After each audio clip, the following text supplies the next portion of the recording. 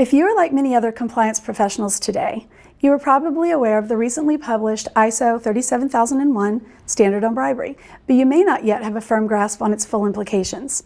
For context, let's first take a look at how it was developed. The standard was developed through a multi-stakeholder, consensus-based process.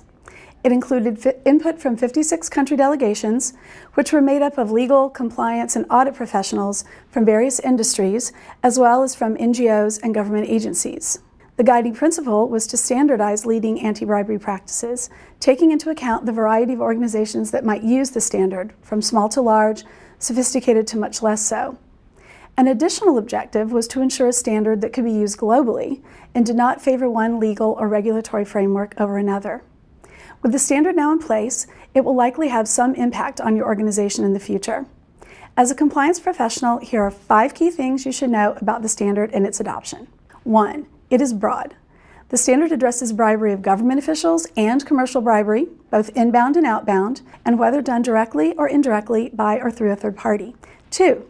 It is a requirement standard, which means organizations or a part of an organization can obtain certification from third parties that their anti-bribery management systems conform. 3. It can be used simply as guidance to benchmark, assess, and improve an anti-bribery program. 4 follows on that point. Certification is, of course, voluntary. However, in the future, governments may choose to require ISO 37001 certification for public contracting, as Peru has indicated it intends to do. 5.